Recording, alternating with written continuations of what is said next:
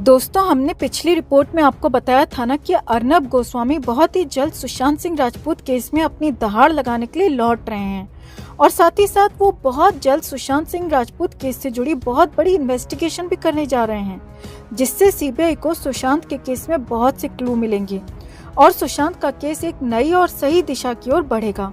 आपको बता दें कि कल रात को रिपब्लिक टीवी में डिबेट के समय फिर से अर्नब गोस्वामी अपने पुराने रूप में दिखे।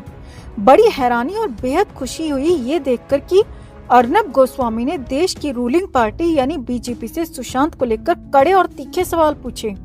अर्नब गोस्वामी ने कहा कि जब सुशांत सिंह राजपूत का मुद्दा बहुत ज्यादा उठ रहा था, तब बीजेपी की लीडर्स मेरे शो पर आते थे और हर दिन आते थे, लेकिन आज जब उनसे सुशांत के केस को लेकर मैंने डिबेट करने को कहा तो उन्होंने सीधा सीधा मना कर दिया। और तो और अर्नब गोस्वामी ने ये भी कहा दोस्तों कि उस वक्त ये सारे बीजेपी लीडर्स मुझसे वादा कर रहे थे कि सुशांत सिंह राजपूत को न्याय जस्टिस जरूर मिलेगा, लेकिन ये सभी लोग आज की डेट में कहाँ हैं। अर्नब ने एक तरह से सीधे कहा कि बाकी सारे मुद्दे जाएं तेल लेने।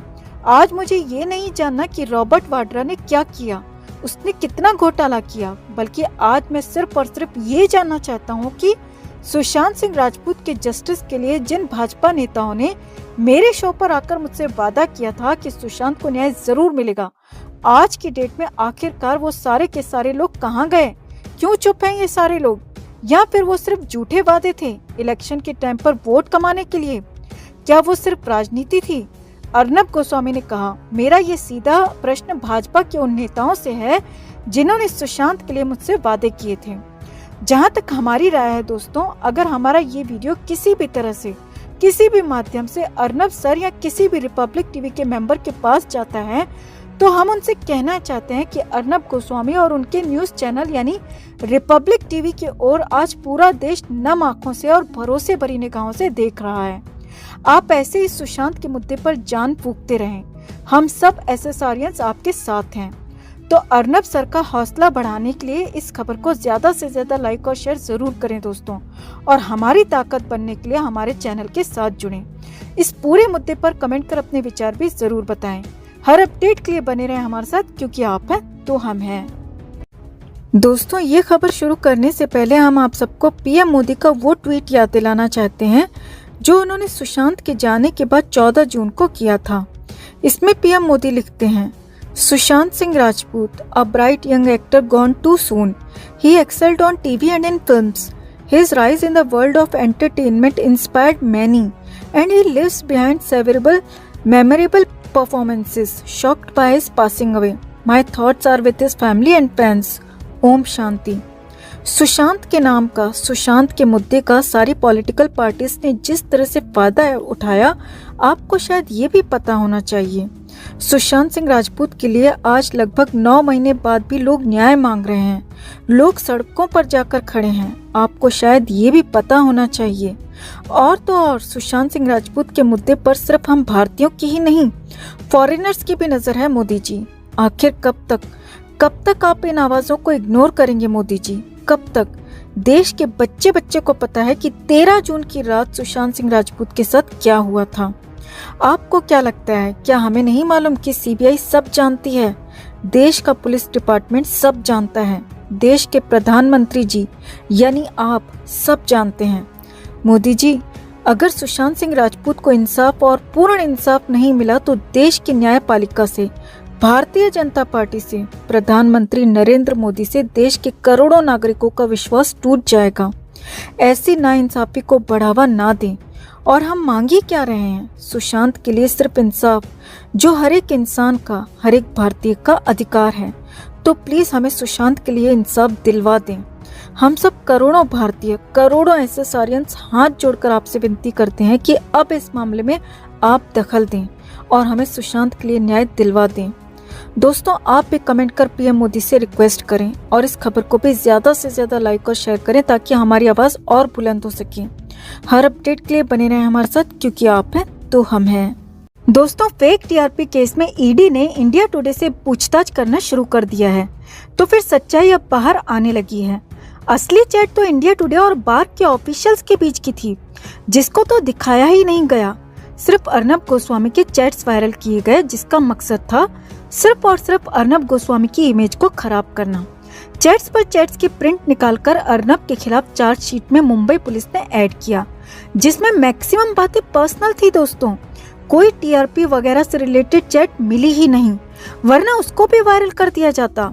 और जिस फॉरेंसिक एक्सपर्ट ने टीआरपी रॉ डेटा की एनालिसिस की है, अब उस पर भी सवाल उठने लगे हैं, क्योंकि उनका पुराना रिकॉर्ड इतना अच्छा नहीं रहा है। ईडी के टीआरपी केस में एंटर करने के बाद अब लोगों को भी समझ आ गया है कि हर चीज सिर्फ और सिर्फ अर्नब गोस्वामी से बदला लेने के लिए की जा रही है और उनकी इमेज को खराब करने की पूरी कोशिश की जा रही है। आपने तो देख ही लिया है कि लिबरल्स कैसे उछल उछल कर उनके पीछे पड़े हुए हैं, पर कोई फायदा होता नहीं दिख रहा। महाराष्ट्र सरकार की इमेज ठीक नहीं होने जा रही। जिस तरह से उन्होंने पालघर और एसएसआर केस में लीपापोती की है, उससे लोग समझ गए हैं कि कौन सच्चा है और कौन झूठा। हो सकता है अर्नब ने कुछ गलत भी किया होगा दोस्तों, या महाराष्ट्र गवर्नमेंट ने काफी अच्छे काम भी किए होंगे, पर जहां लोगों को उम्मीद थी सरकार ने वहां ठीक काम नहीं किया और अर्नब ने सच्चाई का साथ दिया। अर्नब को अरेस्ट करने के लिए साम दाम दंड भेद सारी नीति सोनिया सेना अपना ले, फिर भी कोई फायदा नहीं, क्योंकि सारा देश समझ चुका है कि कौन सही है और कौन गलत। और जिस तरह से हाथ पैर मारे जा रहे हैं अर्नब के मुद्दे को तूल देने के लिए, उससे सब कुछ साफ होता जा रहा है। कोई भी अर्नब का कुछ बिगाड़ नहीं पाएगा, क्योंकि अर्नब के साथ पूरा देश खड़ा है, देश से सपोर्ट है उसे।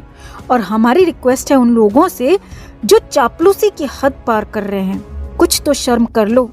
इस पूरे मुद्दे पर आप क्या कहना चाहेंगे दोस्तों, कमेंट में जरूर बताएं। जस्टिस फॉर सुशांत के लिए इस खबर को ज्यादा से ज्यादा लाइक और शेयर जरूर करें। हर अपडेट के लिए बने रहें हमारे साथ, क्योंकि आप हैं तो हम हैं। दोस्तों, अगर आप किसी सरकारी जमीन पर कुछ बना लें तो आप पर केस हो जाएगा और जेल भी जाना पड़ सकता है। पर अगर सरकार का कोई मंत्री सरकारी जमीन पर अपना घर बनाए तो फिर क्या हो, कौन करेगा उससे सवाल। बीजेपी के नेता किरीट सोमैया इस पर लगातार आवाज उठा रहे हैं।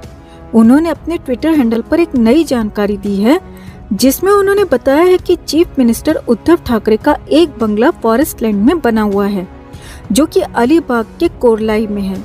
किरीट सोमैया ने लिखा है कि मैं आशा करता हूं कि अन्वय नायक और उद्धव ठाकरे ने इसके लिए परमिशन ली होगी। आपको बता दें कि किरीट सोमैया ने जितने भी डॉक्यूमेंट्स शेयर किए हैं, उसमें अन्वय नायक का नाम है, जिनका बिजनेस लिंक ठाकरे फैमिली से जुड़ा है। अन्वय नायक आपको याद है ना, वही जिसके आत्महत्या केस में अर्नब गोस्वामी की पुरानी फाइल खोलकर उन्हें जेल भेजा गया था। हमें तो अब अन्वय नायक की आत्महत्या भी एक मिस्ट्री बनती नजर आ रही है। जब से किरीट सोमैया ने महाराष्ट्र में करप्शन को एक्सपोज करना शुरू किया है, तब से उन्हें लोग इसका सबूत भी भेज रहे हैं। एक दिन पहले ही किसी अननोन पर्सन ने उन्हें स्कैम से रिलेटेड 25,000 डॉक्यूमेंट्स भेजे हैं।